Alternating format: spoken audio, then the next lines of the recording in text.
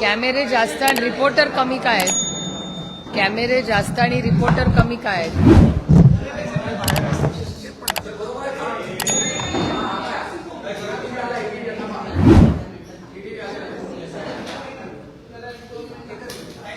हे असंच आहे हा? हे असं हे कोणाचं आहे? हे कोणाचं आहे?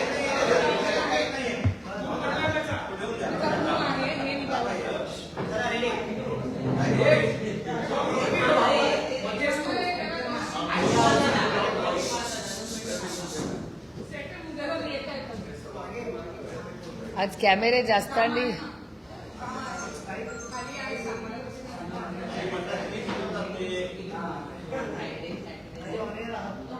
मला दिसत नाही हा. नाही शी इज राईट.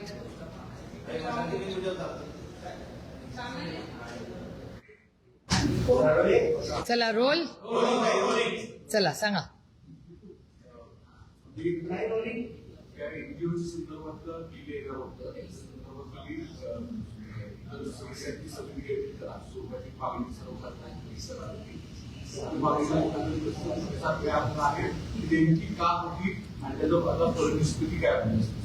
FCRA बिल हे भारत सरकारने आणलं. हे कशाबद्दल आहे की परदेशातून जे पैसे NGOजला येतात ते कुठून येतात, काय येतात, त्याची यंत्रणा अनेक वर्ष नाही अनेक दशक एक FCRAचं एक अकाउंट आपण काढायचं असतं आणि त्याच्यातून फॉरेन फंडिंग परदेशातून ज्या लोकांना आपल्याला निधी द्यायचा असतो ते येतं. आता FCRA कुणाला जास्त बेनिफिट होतं? आत्तापर्यंत सगळ्यात जास्त बेनिफिट मग गेट्स फाउंडेशन असेल, हे साधारणपणे शिक्षण किंवा आरोग्य सेवा ह्याच्यासाठी आहेत. म्हणजे इम्युनायझेशन असेल किंवा मुलांची पोलिओ ड्राईव्ह असतील, या सगळ्या कामासाठी प्रचंड फॉरेन फंडिंग या देशात यायचं. UNAID म्हणतात किंवा USA अमेरिकेतून येणाऱ्या निधी हा NGOजला यायचा. मदर टेरेसांच्या सगळ्या कामाला प्रचंड त्यांच्यावर विश्वास आणि प्रेम करणारे जगातले लोक पैसे द्यायचे. त्याच्यामुळे FCRA हा एक जो कॉन्सेप्ट आहे तो वारंवार या सगळ्या चांगल्या कामासाठी यायचा. आणि जर सरकारला काही त्याच्यात गैर वाटत असेल तर प्रत्येक जण जो चॅरिटी करतो किंवा मनापासून पैसे पाठवू इच्छितो त्याला वाईट नजरेने का आपण बघावं? अनेक वर्ष एखादी यंत्रणा चाललेली आहे, त्याच्यात सुधारणा करायला आमचा काहीच विरोध नाही. पण ज्या फॉर्ममध्ये बिल आलंय ते ऑब्जेक्शनल होतं, आमचा त्याला विरोध होता. आणि आम्ही आणि आमचे इंडिया अलायन्सचे सगळे मित्र पक्षांनी निर्णय घेतला की आम्हाला हे बिल मान्य नाही, हे ह्या फॉर्ममध्ये आम्ही हे मान्य करणार नाही. त्याच्यानंतर अनेक चर्चा झाल्या सरकारशी आणि मग त्याचा एक सुवर्ण मध्य आम्ही काढला की ठीक आहे, आम्ही ज्या फॉर्ममध्ये ते बिल आहे त्याचे आम्हाला मान्य नाही, आम्ही ते रिजेक्ट करतो इंडिया अलायन्स. म्हणून एक जॉईंट पार्लमेंटरी कमिटी ज्याच्यात लोकसभे आणि राज्यसभेचे लोक दोन्ही असावे, ती टाइम बाउंड असावी आणि परत या विधेयकाला पुन्हा एकदा जॉईंट पार्लमेंटरी कमिटीमध्ये पाठवून त्याच्यावर सविस्तर चर्चा व्हावी आणि मगच हे बिल यावं. म्हणून त्याची एक जॉईंट पार्लमेंटरी कमिटी किरण रिजिजूंनी अनाऊन्स केली. त्याबद्दल खरं तर आमची इच्छा होती इंडिया अलायन्सची की ते परतच घ्यावं, पण परत नाही घेतल्यामुळे शेवटी एक लोकशाही आहे, लोकशाहीमध्ये चर्चा ही झालीच पाहिजे. त्यामुळे हे JPCला हे बिल घेतलेलं आहे. त्याच्यात राष्ट्रवादी काँग्रेस पक्ष, शरदचंद्र पवार त्याच्यात आम्ही सहभागी राहणार आहोत. आजपर्यंत ज्या JPC झाल्या त्या प्रत्येक JPCमध्ये आमच्या पक्षाची नेहमी सकारात्मकच भूमिका राहिली आहे. कारण का शेवटी एका लोकशाहीमध्ये चर्चा होऊन काही बदल होऊन काही चांगली धोरणं येत असतील जी देशाच्या आपल्या मुलांच्या आरोग्य आणि शिक्षणासाठी योग्य असतील, त्याच्यात आमची नेहमीच सहकार्याची भूमिका कालही होती, आजही आणि उद्याही राहील. वेगवेगळ्या आपल्या देशातले जे सामाजिक क्षेत्रात काम करणारी मोठी मंडळी असतील त्यांना याच फॉरेन फंडिंगच्या नावावर अनेक वेळा अटक करण्यात आली, अनेक वेळा त्याच्यावर चौकशी लावण्यात आल्या. आता जेव्हा जी कमिटी स्थापन करण्यात आलेली आहे तर तुमच्याकडनं काय सजेशन्स त्यांना दिले जातील किंवा काय बदल करावे अशा तुमच्या अपेक्षा? नाही, आमचं एवढंच म्हणणं आहे की प्रत्येकाला तो कोणी चोर आहे आणि ते ड्रग मनीच आहे किंवा ते काहीतरी चुकीचंच देशात करतील अशा चष्म्यातून का बघावं? अनेक वर्ष आपल्याला FCRAचा अनुभव हा चांगला आलेला आहे ना, आणि अतिशय चांगला. म्हणजे गेट्स फाउंडेशनच्या माध्यमातून अनेक NGOज म्हणजे हे मी बोललं नाही पाहिजे खरं, अनेक ठिकाणी जेव्हा एखाद्या कार्यक्रमासाठी सरकार पोचलं नाही पण एखादा एनजीओ पोचलेला आहे असंही आपण पाहिलेलं आहे. आणि त्याच्यामुळे मला असं वाटतं सरकार आणि या एनजीओजनी एकत्र मिळून, म्हणजे माझा स्वतःचा अनुभव असा आहे की एखादा कलेक्टर किंवा एखादा सीईओ जिल्हा परिषद यांनी जर ठरवलं आणि त्या एनजीओनी एकत्र काम करायचं ठरवलं तर क्रांती होऊ शकते. आणि माझा सरकारी यंत्रणेवर प्रचंड विश्वास आहे. मी तुम्हाला उदाहरण देते की पोलिओ, तुम्ही आज इथे सगळे जे युवक आणि युवती बसलेले आहेत, कॅमेरामन आणि रिपोर्टर्स, तुमच्या वर्गात एकही तुमच्या पिढीमध्ये पोलिओ हा तुम्ही पाहिलाही नसेल. याचं कारण असं, तुमच्या आधीच्या पिढीने गेले 20, 25, 30 वर्ष या पोलिओ भारतातून हद्दपार व्हावा ह्याच्यासाठी सरकारने प्रचंड उत्तम आणि यशस्वी कार्यक्रम केले. अनेक सरकार आहेत त्याच्यात, प्रत्येक सरकारने ते केलेले आहे आणि म्हणून आपण पोलिओ हद्दपार करू शकलो. आता 2 बूंद, जेव्हा अमिताभ बच्चनजी 2 बूंद म्हणतात तेव्हा कोणी त्याला विक्ट्री समजत नाही. ते 2 बूंद पोलिओचे ड्रॉप्स म्हणून बच्चा बच्चा या देशात माहिती आहे त्यांना. त्यामुळे हा एक मोठा उपक्रम यशस्वीपणे सरकार आणि एनजीओच्या मदतीने झाला ना. असेच काही उपक्रम आपण सगळे मिळून करू शकतो. पण ही जी FCRAची भूमिका आहे की या एनजीओज म्हणजे काहीतरी चुकीचं देशद्रोहाचं काम करतायत, हा अप्रोच अतिशय अयोग्य आहे. आणि ह्या बाबतीत आम्ही ताकदीने ह्याच्याबद्दल एनजीओच्या बाजूने एखादं चुकीचं काम करत असेल तर जरूर त्याला शिक्षा झाली पाहिजे. पण तो एनजीओ काहीतरी चांगलं काम करतोय आणि त्याला जर तुम्ही खोट्या केसेस आणि देशद्रोही त्याला म्हणणार असाल ते आम्हाला मान्य नाही.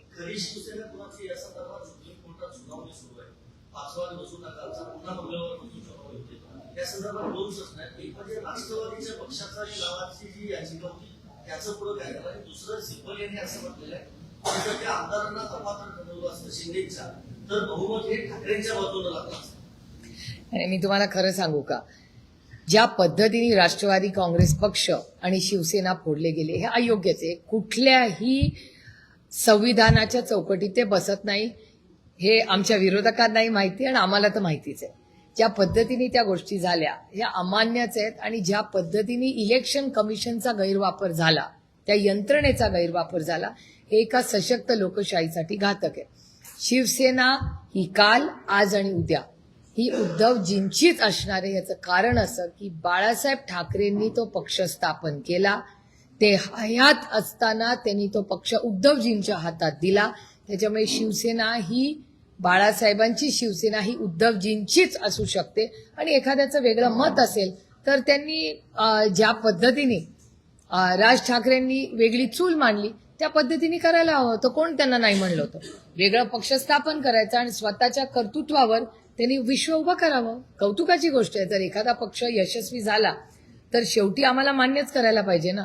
पण ज्या चुकीच्या पद्धतीने आदरणीय पवारसाहेब जे फाउंडर मेंबर आहेत आणि कॉन्स्टिट्यूशन संविधानाप्रमाणे राष्ट्रवादी काँग्रेस पक्षाच्या जी संविधान आहे त्याच्यामध्ये MLA MP यांचं मतदान नाही, पण पक्ष ज्यांच्याकडे आहे त्यांच्याचकडे पक्ष राहील. आणि राष्ट्रवादी काँग्रेस पक्षाची केस याच्यामध्ये पक्ष आदरणीय पवारसाहेबांबरोबर कालही होता, आजही आणि उद्या, आणि सगळे पेपरवर आम्ही कोर्टातही दिलेले आहेत. आणि इलेक्शन कमिशनने आमच्यावर अन्याय केला का हे मी जड अंतःकरणाने म्हणते, कारण का मला संस्थांवर टीका करायला आवडत नाही.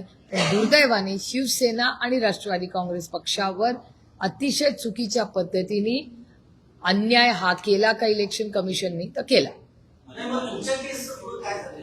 आम्ही तारीख पे तारीख, आमची आजही केस चालू आहे. म्हणजे आज लावली तर मी आज सुप्रीम कोर्टात जाईल, पण आम्हाला तारीखच मिळत नाहीये. हे दुर्दैव आहे की ज्या शरद पवार यांनी पक्ष स्थापन केला, कागदपत्र शरद पवारांच्या बाजूनी होती, त्या शरद पवारांकडून चुकीच्या पद्धतीने पक्ष काढून घेतला. उद्धवजींची केस तीच आहे. त्याच्यामुळे उद्धव ठाकरे आणि शरद पवारांवर इलेक्शन कमिशन आणि त्याच्या मागची जी अदृश्य शक्ती आहे त्या अदृश्य शक्तीचा गैरवापर करून 2 संविधानिक गोष्टी या मोडून काढण्याचा पाप त्यांच्यावर आहे. आता तुम्हाला माहिती आहे ना, समझने वाले को इशारा बहुत काफी है. त्या पद्धतीनं आता ही केस लढवली जाते आहे. शिवसेनेला मात्र वेळ मिळतो आहे, त्यांच्या संदर्भातल्या चर्चा झालेल्या आहे. राष्ट्रवादीच्या बाबतीत तुम्ही म्हणताय तारीखच्या तारीख मिळत आहे, तर याच्या मागे काही राजकारण वाटतंय का तुम्हाला की शिवसेनेचा निकाल सांगण्याच्या दृष्टीनं प्रयत्न केला जातो हे अंतिम निर्णयापर्यंत नेण्याच्या, पण राष्ट्रवादीला मात्र राखून ठेवलं जातं? नाही, एकतर राष्ट्रवादी काँग्रेस आणि शिवसेनेच्या केसेस थोड्याशा वेगळ्या आहेत. त्यांचं कॉन्स्टिट्यूशन आमचं कॉन्स्टिट्यूशन थोडंसं वेगळं आहे.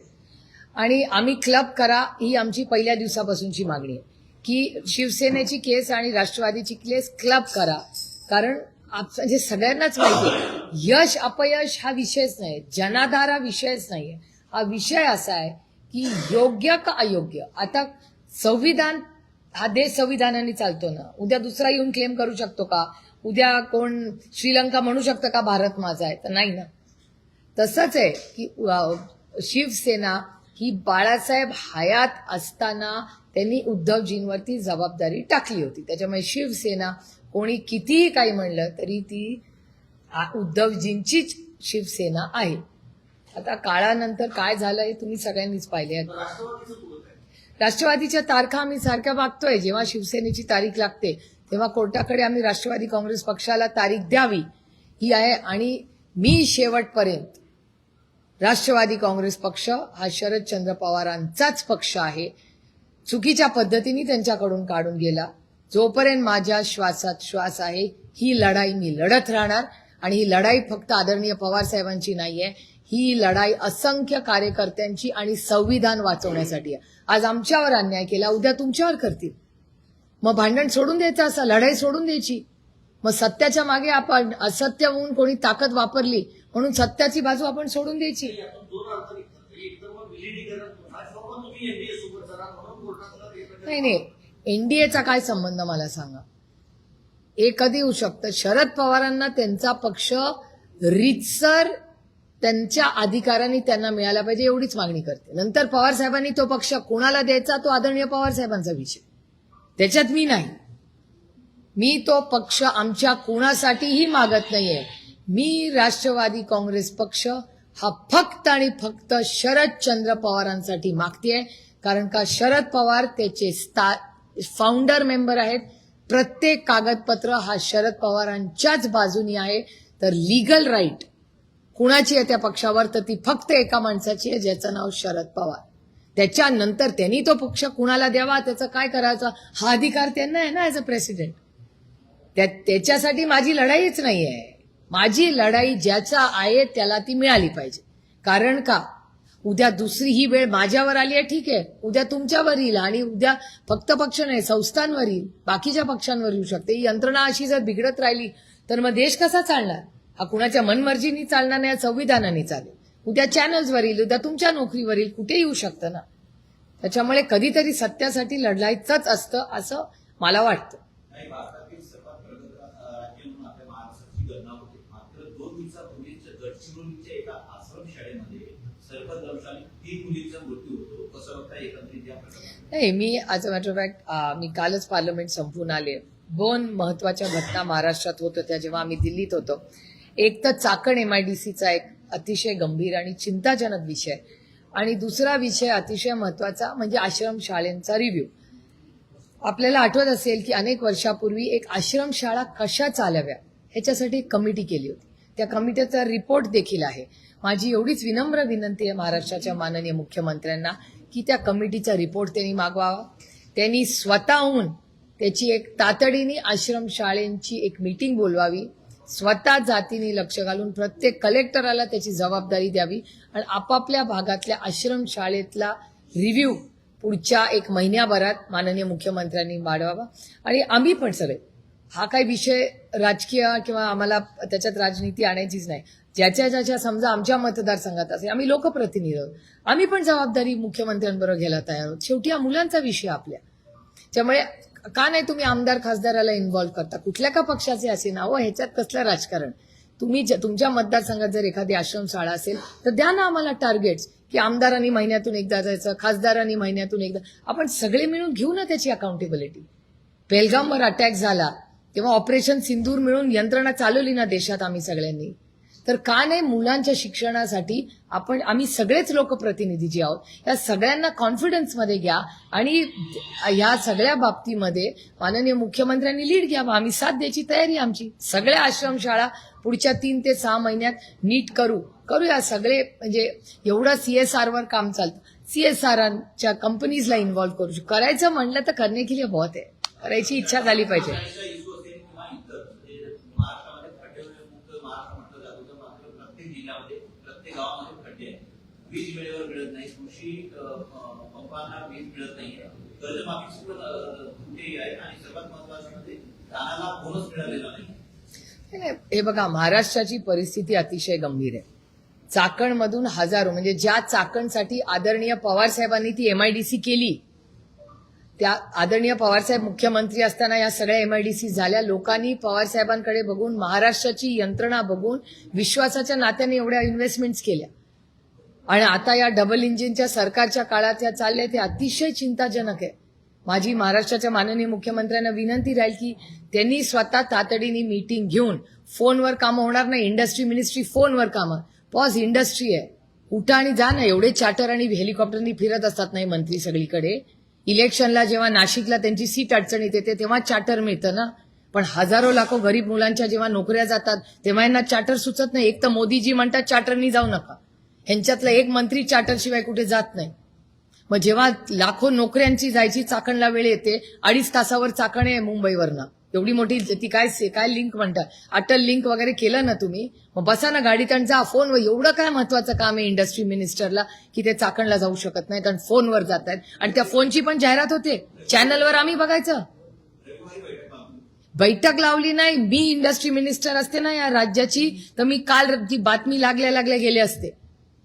इंडस्ट्री मिनिस्टरला काम काय, इंडस्ट्री रेड कार्पेट करायला पाहिजे. जाऊन बघा जरा तेलंगणा काय करतंय, आंध्र प्रदेश काय करते. लोक का त्यांच्याकडे जात आहेत. त्यांचे industry ministers red carpet treatment देतात इंडस्ट्रियलिस्टला. आणि इंडस्ट्रियलिस्टचा विषय नाही की त्यांच्याकडे पाहिजे, पण वी वॉन्ट इन्व्हेस्टमेंट्स. महाराष्ट्रात विश्वासाच्या नात्याने इन्व्हेस्टमेंट आहेत. रविवारी मीटिंग, आज कोण वार आहे, शुक्रवार. बातमी 2 दिवस तुम्ही चालवताय. मग रविवारी काय आहे, एवढं काय अर्जंट या राज्यात चाललंय की इंडस्ट्री मिनिस्टर मीटिंग घेऊ शकत नाही. म्हणजे मला आश्चर्य वाटतंय. उदय बरोबर मी अनेक वर्ष काम केलंय. माझी अपेक्षा होती की उदय सामंतांनी तातडीने जावं तिकडे आणि माननीय मुख्यमंत्र्यांकडून आम्हाला जास्त अपेक्षा आहे. काही या इंडस्ट्रीची पण पळवापळव होतीये का? कारण या 20 इंडस्ट्रीज आहेत या साताऱ्याला जाणार आहेत आणि साताऱ्यामध्ये पालकमंत्री दुसऱ्या पक्षाचे आहेत किंवा इथं वेगळं उद्योग मंत्री जे आहेत यांच्याबद्दल हा इंटरनल काही वादावाद दिसतो आहे का? एका पालकमंत्र्याने दुसऱ्या पालकमंत्र्यांच्या जिल्ह्यातल्या जे उद्योग आहेत ते पळवापळवीचे धंदे सुरू झाले. नाही, ते आता माननीय मुख्यमंत्र्यांनी या प्रश्नाचं उत्तर दिलं पाहिजे ना. मी कसं देणार?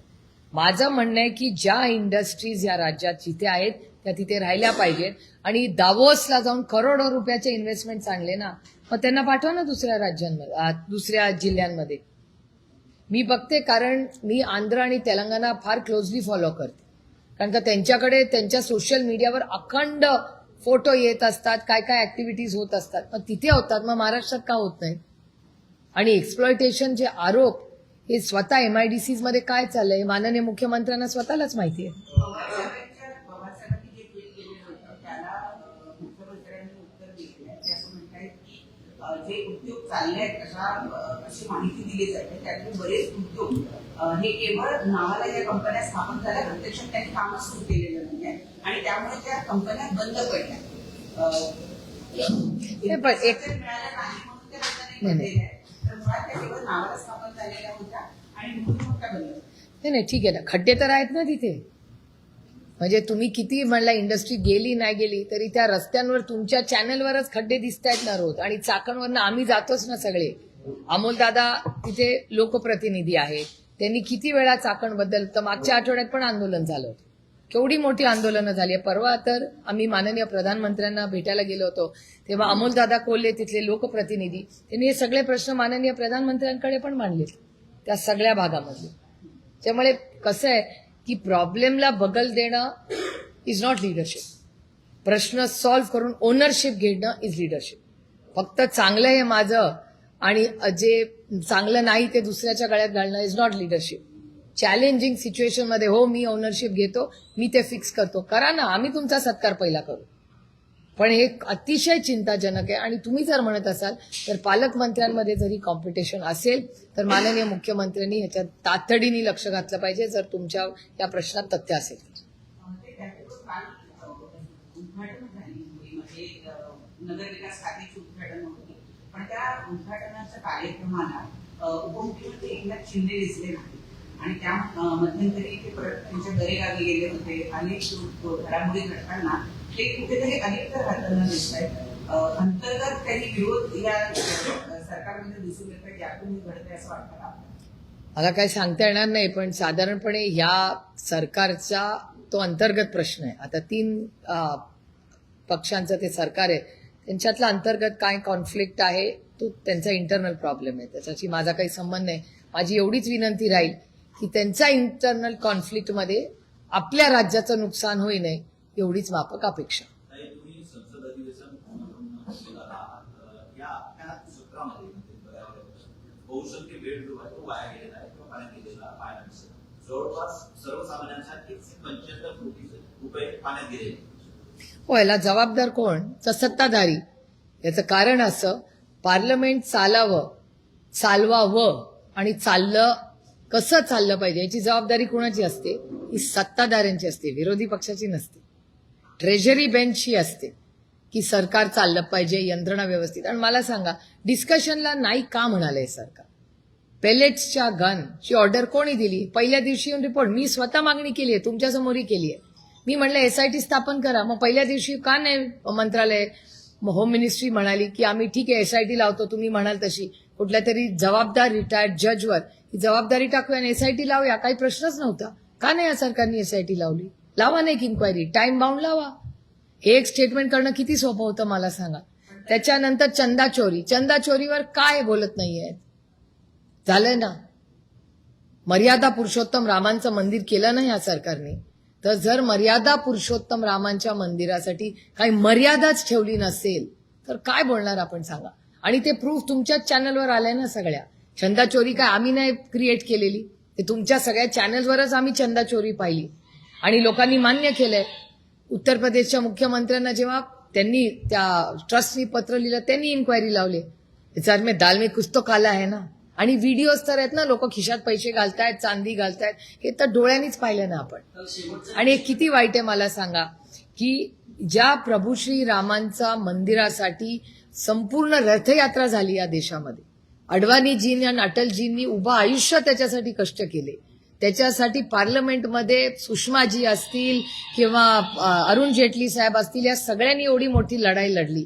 त्याच्यानंतर प्रभू श्री रामांचं मंदिर झालं आणि त्या मंदिरातच जर चोरी होणार असेल तर मग काय बोलायला राहिलंच नाही ना. आपल्या श्रद्धास्थानेवर हल्ला झालाय.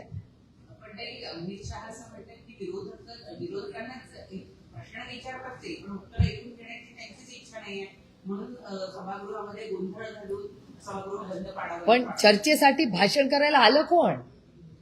आम्ही चर्चेची मागणी केली, आले कोण किती वेळा ह्याचा पण करा. आणि मी पुन्हा सांगते की हाऊस चालवायची जबाबदारी ही ट्रेजरी बेंचची असते. आम्ही तयार होतो, ते तारीख फिक्स करायला तयार होते का? त्यांचे सगळे नेते किती वेळा आले पार्लमेंटमध्ये? शेवटच्या दिवशी दुबई उपस्थित होते. सगळे दुबई रोजच असतात, MP सगळे रोज असतात. PM आणि HM काल शेवटच्या दिवशी PM आणि PM साहेब पहिल्या दिवशी आले होते आणि काल शेवटच्या दिवशी आले होते. PM आणि HM दोघंही आले होते. सायनडायझ झालं तेव्हा. त्याच्यामध्ये तर कधीच आले नाही. होम मिनिस्ट्रीचं बिल पास झालं डीनमध्ये, त्याच्यानंतर सहकाराचं एक बिल पास झालं, ते मुरली मोहोळांनी ड्राईव्ह केलं. जंतर मंतरवर लाठीचार्ज झाला. सर्व प्रमुख पक्षातील नेते त्या ठिकाणी गेलेले होते जंतर मंतरवर. विशेषतः नुसता लाठीचार्ज नाही झाला, पेलेट गन्स पण झाले. विरोधी पक्षनेते राहुल गांधी पण समर्थन द्यायला गेले होते. मात्र हीच परिस्थिती जेव्हा झारखंडमध्ये निर्माण होते, विरोधी पक्षनेते कुठं आहेत असा विचार करत होते. नाही, काल राहुलजींचं तुमच्याच चॅनलवर स्टेटमेंट आहे ना. राहुलजींनी टीका केली आहे त्याच्यावर. राहुलजी सतत बोलतायत झारखंडच्या मुख्यमंत्र्यांची आणि ते चूप नाही बसलेले. त्यांचं तुमच्याच चॅनलवरचं स्टेटमेंट आहे. असं नाही आम्ही याच्यात राजकारण आणूच पाहत नाही, आम्ही स्टुडंट्सच्या बाजूने आहोत. आणि कुठल्या आपली मुलं आहेत नाही, ही मुलं बाहेरची थोडी, आपल्या मुलांवर जर आपली मुलांचा काहीतरी प्रॉब्लेम असेल तर आपली नैतिक जबाबदारी आहे की आपल्या मुलांशी बसावं, चर्चा करावी. आपल्या मुलांवर लाठीचार्ज करणं किंवा पेलेट्स गेट करणं हे अयोग्य कुठल्याही सरकारने केलं असलं तर.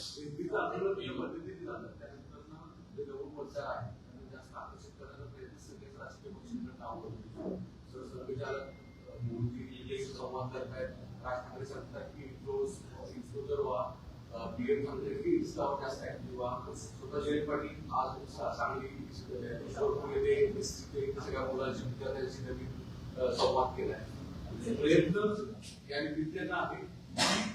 सगळी म्हणतात पण आपण आपल्याकडे यावं यासाठी खरंच प्रयत्न सोडवायचा राजकीय. मला वाटतं लिटिल बिट ऑफ बोथ म्हणूया की एकतर डायलॉग हा असलाच पाहिजे. म्हणजे कॉलेजेसमध्ये हे बघा, आपला मतदार हा आपला स्टेक होल्डर आहे.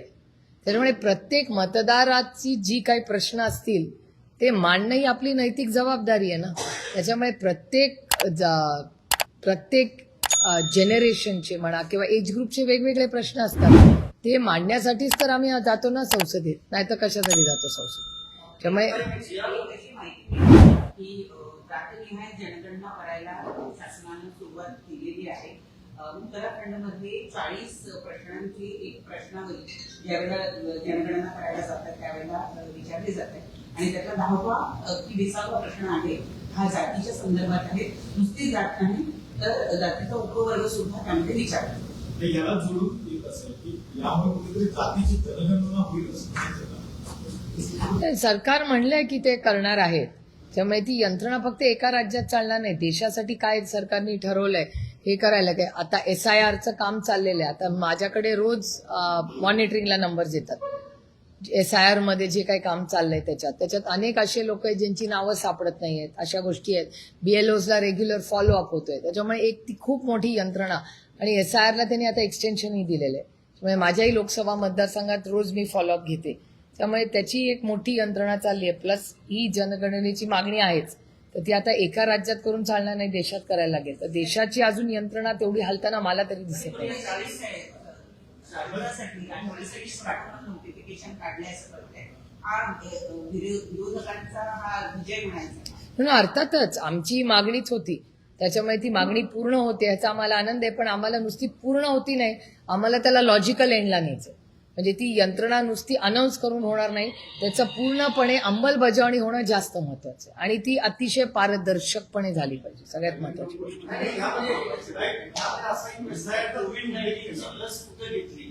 हाही प्रश्न आहे, धर्म जातीबद्दलचा प्रश्न आहे, पासपोर्ट नंबर देखील द्यावा लागला. हे पासपोर्ट नंबर द्यायला काय हरकत आहे. आणि मला असं वाटतं की कदाचित तंत्रज्ञानाचा वापर करून ह्याचं सगळ्याचं कन्सॉलिडेशन पण करता येईल. खरं तर कोविडची लसचा काही विषय नाही, ते आधार कार्डला कनेक्टेड आहे, तर तो डेटा ते ऍक्च्युली मर्ज करू शकतात तंत्रज्ञानाचा वापर करून. त्याच्यामुळे हे काही प्रश्न का ते विचारतायत हा प्रशासनालाच प्रश्न विचारायला लागेल. पण ह्याची आपला पासपोर्ट आणि इंटिग्रेट करणं ते इव्हेंच्युअली सगळंच होणार ना. त्याचा आधार कार्ड ही एक आयडेंटिटी झाली तर सगळ्याचं कन्सॉलिडेशन होईलच इव्हेंच्युअली. परवा तुम्ही विनोद तावडे यांना घेऊन तुमच्या गाडीतून गेला, त्याच्यावरून बऱ्याच राजकीय चर्चांना उखाण आलेला आहे. त्याचा खुलासा तर तुम्हीच करावा की काय ते तुमच्याबरोबर आले ते सांगितलं तर बरोबर. एक तर खुलासा कसला, म्हणजे मला हे हास्यास्पद वाटतं जेव्हा अशा बातम्या येतात. म्हणजे मलाही वाटतं की ही काय बातमी पण नाही आहे त्याच्यात. जल जीवन मिशनचं एकतर आपण थोडंसं मागे जाऊया. विनोदजी यांनी दोघंही महाराष्ट्र सदनला गेलो. आम्हाला सगळे तुमचेच रिपोर्टर्स तिथे लॉबीमध्येच भेटले. नंतर आम्ही CR पाटील साहेबांनी जल जीवन मिशनचा रिव्ह्यू लावला होता. तो मांडून आम्ही दोघंही एक कॉर्पोरेट लॉची जी JPC आहे त्याचं चेअरमनकडे मीटिंग होती ह्याच्यानं, आणि त्या दोन्ही मीटिंग्स आमच्या क्लॅश होत होत्या. म्हणून आम्ही CR पाटलांना विनंती केली आम्हाला JPCला जायचंय, तर आम्हाला दोघांना बोलून पहिलं देता का मीटिंगमध्ये, म्हणजे आम्हाला पुढे जाता येईल. आणि ते करून आम्ही तिथून निघालो त्यांच्या गाडीला, कारण का बरेच खूप खासदार वगैरे सगळे होते, पुढे मागे झालं. तर आम्ही 2 मिनिटावर फिरोजशाह रोडला होतं ते घर, म्हणजे 3.5 मिनिटात तिथे पोहोचलो. तर कारपूल म्हणून आम्ही एका गाडीतून गेलो. मला एक सांगावं खरंच की आता राजकीय पक्ष 2 तुमच्या कॅमेराच्या समोर महाराष्ट्र सदनमध्ये बसले आणि JPCच्या मीटिंगला गेले, त्याच्यात गैर काय आणि त्याच्यात ब्रेकिंग न्यूज पण कसली, काय त्याच्यात एवढं मोठं? आणि मला सांगा, जेव्हा राजकीय पक्ष जर भेटत असतील तर त्यांना काही पॉलिटिक्स बोलायचं असेल तर ते महाराष्ट्र सदनमध्ये 10 कॅमेरे बाहेर माहिती असताना कशाला करतील या चर्चा? म्हणजे मला खरंच कौतुक वाटलं. कदाचित त्यावेळी दुसरं काय नसेल दाखवायला, म्हणून आम्हाला दाखवल्याबद्दल आभार. काही हिंदी पे चर्चा चल रही थी. खासदारांची पंतप्रधानांसोबत एक बैठक देखील खासदारांसोबत अशा बाबतीत पंतप्रधानांची खासदारांसोबत एक बैठक झाली. त्यानंतर आपली देखील खासदार दिल्लीमध्ये बऱ्याच महत्वाच्या घटना घडल्या. एक तर CR पाटलींना जी मीटिंग घेतली ती अतिशय महत्वाची आहे मला विचारात तर. त्याचं कारण असं, जो रिपोर्ट केंद्र सरकारकडे गेलाय तो अतिशय चिंताजनक आहे. कारण का जो डेटा ग्राउंडवर सांगतो जल जीवन मिशन बद्दल, JJMचे जे कार्यक्रम आहेत तिथे की अंमलबजावणी झालेला आणि डेटा जो केंद्र सरकारला जातोय त्याच्यात आम्हाला तफावत दिसते. म्हणजे माझाच मतदारसंघात तुम्हाला सांगते, आणि मी हे जड अंतःकरणाने म्हणते की माझ्या लोकसभा मतदारसंघात जिथून मी निवडून जाते, बारामतीबद्दल त्यांनी असा रिपोर्ट पाठवलाय की तिथे एकही गाव नाही जे वॉटर स्ट्रेस्ड आहे किंवा एकही गाव नाही जिथे प्रदूषित पाणी नाही. हे खरं असेल तर मी खूप, म्हणजे मला खरंच मनापासून आनंद. पण मी खोटी माहिती कुणाला देणार नाही. माझ्यासाठी खूप आनंदाची गोष्ट आहे माझं रिपोर्ट कार्ड पाहिलं तर, पण ते वास्तव नाही ना. अनेक ठिकाणी पाऊस झालाय, नाही झालेलं, नाल्याची कामं झाली आहेत, नाही झालेली, अशी कुठेच परिस्थिती नाही. काही ठिकाणी पोल्युटेड वॉटर आहे का, तर आहे. एखादी कंपनी आहे ती पाणी सोडते, पाणी खराब होतं. तर खरंच बारामती लोकसभा मतदारसंघामध्ये, आणि मी प्रांजळपणे कबूल करते की असं काही नाहीये की 100% गावांमध्ये आम्ही कार्यक्रम केले, पण असं टँकर मुक्त आहे का तो ते संपूर्ण मतदारसंघ, एवढा मोठा मतदारसंघ आहे तर नाही. काही ठिकाणी टँकर 1-2 महिने लागतात, कामं पूर्ण झाली, पण सोर्सचा प्रॉब्लेम आहे. हा यंत्रणेचा प्रॉब्लेम आहे, सोर्सचा प्रॉब्लेम आहे. तर ह्या रिपोर्ट गेलाच कसा, आणि मी त्यातल्या त्रुटी काढल्या. म्हटलं माझा लोकसभा मतदारसंघात 0 टँकर असेल तर मला सार्थ अभिमान आहे ना, कौतुकाचीच गोष्ट आहे माझ्यासाठी ती. पण मी खोटं बोलत नाही आणि बोलणारही नाही, कारण का अशी काही गावं आहेत जिथे सोर्सचा प्रॉब्लेम आहे, तिथे आम्हाला 2-3 महिने टँकर पाठवावा लागतो. काही ठिकाणी पोल्युशन, पुण्यातून जे पाणी पोल्युटेड होऊन जेव्हा दौंड आणि इंदापूरला येतं तेव्हा पाणी दूषित होतं का, होतं. चंद्रभागा आज दूषित आहे का, तर हो आहे, दुर्दैव आहे, पण आहे. हे सगळ्यांना माहिती आहे, तुम्ही पण सगळ्यांनी स्टोरीज केल्या. त्यामुळे उगाच आपल्या स्वतःचा रिपोर्ट कार्ड चांगलं दिसावं म्हणून खोटं कशाला बोलावं, माणसांनी कधीच बोलवलं. आणि त्या जलजीवन मिशनच्या रिपोर्टमध्ये त्या जो त्रुटी होत्या, आणि मी एकटी बोलत नाही, जलजीवन मिशनच्या विरोधात भारतीय जनता पक्षाचेही सगळे खासदार बोलत होते. कारण का आमचा अनुभव आहे, आणि खरं बोललं पाहिजे ना. एवढा करोडो रुपये जर खर्च होत असतील केंद्र सरकारकडून आणि महाराष्ट्र सरकारकडून, मग त्याच्यात क्वालिटी का होत नाहीये, मग कामी कोणी पूर्ण केली ह्याची इन्क्वायरी झाली पाहिजे, एवढीच आमची मागणी आहे. त्याच्यामुळे ती एक अतिशय महत्वाची मीटिंग झाली. त्याच्यानंतर माननीय प्रधानमंत्र्यांनी राष्ट्रवादी काँग्रेस पक्षाच्या खासदारांना वेळ दिली, त्याबद्दल मी त्यांचे मनपूर्वक आभार मानते. कारण आम्हाला जे मुद्दे संसदेत मांडायचे होते मतदारसंघाचे, ते आम्हाला तिथे मांडता आले नाही. म्हणून माननीय प्रधानमंत्री आणि सगळ्या मंत्र्यांच्या गाठीभेटी आमच्या सगळ्या खासदारांनी घेतल्या. मग बीडचा रेल्वेचा विषय असू शकतो, शिरूरमध्ये अमोलदादांनी रस्त्याचे आणि इन्फ्रास्ट्रक्चरचे काही विषय मांडले. त्याच्यानंतर अहिल्यानगरला क्राईमचे काही इश्यूज आहेत, डेव्हलपमेंटचे काही इश्यूज आहेत, त्याच्याबद्दल लंके बोलले. त्याच्यानंतर वर्ध्यामध्ये काही इश्यूज आहेत त्याच्याबद्दल अमरदादा बोलले. किंवा तिथे जी संत्र्याची जी सगळी शेती आहे, धानची शेती आहे, त्यांना न्याय मिळत नाही, शेतकऱ्यांच्या आत्महत्या विदर्भात वाढत आहेत, त्याच्याबद्दल ते बोलले. बगरे सरांनी कांद्याबद्दल सरकारची जी भूमिका राहिलेली आहे त्याच्याबद्दल अतिशय दुर्दैवी जी आहे ती सगळं खरं त्यांना सांगितलं. त्यानंतर बाळ्या मामांनी आरोग्याबद्दल मानले की कॅन्सर या देशात वाढत चाललाय, तर त्याच्याबद्दल आपल्याला काय करता येईल. धैर्यशील दादांनी चंद्रभागा, ज्या विठ्ठलावर आपल्या सगळ्यांचं एवढं प्रेम आहे, त्या चंद्रभागेत वाढलेला नमामि गंगे म्हणून तुम्ही जो उपक्रम केला, तसाच उपक्रम चंद्रभागेसाठी का नाही करावा, असं धैर्यशील मोहितेंनी मांडलं. त्यामुळे प्रत्येक खासदारांनी आपल्या संपूर्ण भागातले जे महत्वाचे प्रश्न आहेत, शेतकऱ्यांचे आहेत, नवीन पिढीचे आहेत, प्रदूषणाचे आहेत, या सगळ्या बाबतीत सविस्तर माननीय प्रधानमंत्र्यांपर्यंत ही सगळी माहिती तर सगळ्यांनी दिली. तो एक फॉलोअप होता. आणि त्यानंतर अर्थातच पक्षाचं आदरणीय पवारसाहेब दर सेशनला एक रिव्ह्यू, प्रत्येक खासदाराची केलेली कामं, भेटलेले मंत्री, त्याचा फॉलोअप, त्याच्यानंतर त्याचा फॉलोअप राज्यामध्ये, ही यंत्रणा राष्ट्रवादी काँग्रेस पक्ष प्रत्येक सेशनला करते. ती जी आमची सिस्टम आहे त्या सिस्टमपणे आदरणीय पवार साहेबांनी त्याचा रिव्ह्यू घेतला. पण या तुमच्या बैठकीमुळे काँग्रेसला मात्र कुठेतरी निर्णय झुंजलेला दिसत आहे. त्यांच्या काही नेत्यांचं असं म्हणणं आहे की राष्ट्रवादी शरदचंद्र पवार पक्षानं विशेषतः डिलिमिटेशन बद्दल त्यांची भूमिका जी आहे ती स्पष्ट केली पाहिजे. तेव्हा हे बिल ज्या वेळेला येईल त्यावेळेला त्याची भूमिका स्पष्टच होईल. सातत्याने तुमच्या ज्या भेटीगाठी भाजपबरोबर वाढलेल्या आहेत त्याच्यामुळे कुठेतरी काँग्रेसच्या नेत्यांमध्ये नाराजी किंवा संभ्रम दिसतो. नाही, ते महाराष्ट्रातले काही नेते असतील. दिल्लीच्या नेत्यांच्या मनात काही कन्फ्युजन नाही. याचं कारण असं की काँग्रेसच्या प्रत्येक मोठ्या नेत्यांना मी रोज सकाळी 10 वाजता भेटते. तो फोटो ट्विटही होतो आणि ती चर्चा आहे. कदाचित ते काँग्रेसचे हँडल्स फॉलो करतात का नाही मला माहिती नाही. महाराष्ट्राचे जे कोणी नेते आमच्यावर टीका करतात त्यांनी थोडंसं खडगे साहेबांचा, राहुलजींचा किंवा वेणुगोपालजींचे, या सगळ्यांचे थोडे दिवस जर ट्विटर हँडल्स फॉलो केले तर त्यांना लगेच कळेल की मी काँग्रेसला किती भेटते. रोज सकाळी पार्लमेंट चालू असताना शार्प 10 वाजता मी स्वतः खडगेजींच्या ऑफिसमध्ये जाते. इंडिया अलायन्सचे सगळे आमचे पार्टनर्स तिथे असतात. 10 ते 10:30 आम्ही रोज चर्चा करतो. 10:30 ते 11:15 आम्ही रोज आंदोलन करतो आणि त्याच्यानंतर 11 वाजता आम्ही हाऊसमध्ये जातो. हे रोजचं आमचं रुटीन आहे. म्हणजे शुक्रवारी मीटिंग नव्हती म्हणून मला आणि गौरव गोगोईला कळलंच नाही की 10 ते 10:30 काय करायचं. इतकी सवय झाली. मीटिंग नसताना पण मी काँग्रेसच्या ऑफिसमध्ये गेले, पण तेव्हा कोणी नव्हतं कारण का मीटिंगच नव्हती. पण इतकी सवय झाली आहे ती आम्हाला.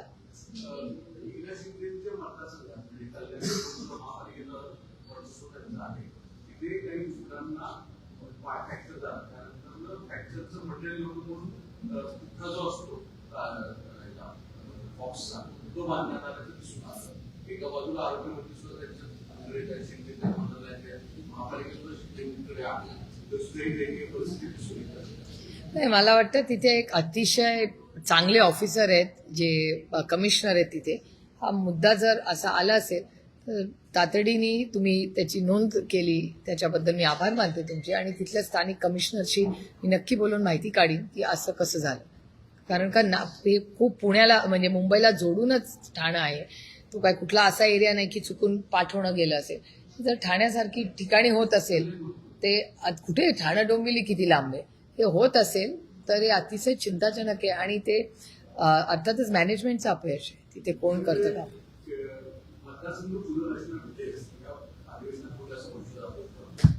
काय झालं तुम्हाला वाटतं की मोदी सरकारला आपल्याला मी पहिल्या दिवसापासून या विधेयकाला हाऊस सेशन सुरू व्हायच्या आधी तुम्हाला याच वास्तूत भेटले होते. तेव्हाही मी तुम्हाला सांगितलं होतं, मी पुन्हा रिपीट करते की डिलिमिटेशनचं बिल हे आमच्यापर्यंत आलेलं नाही. आम्हाला आजपर्यंत डिलिमिटेशनच्या बिलसाठी कोणीही फोन केलेला नाही.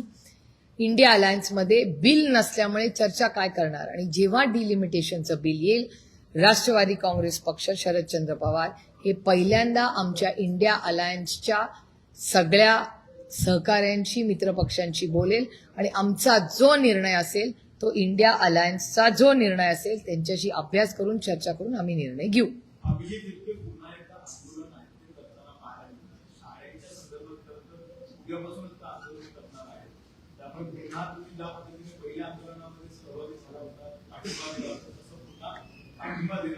या राज्यामध्ये कोणीही व्यक्ती जर चांगल्या कामासाठी आंदोलन करत असेल तर राष्ट्रवादी काँग्रेस पक्ष, शरदचंद्र पवारांची भूमिका ही नेहमी त्यांच्या बाजूनीच असेल.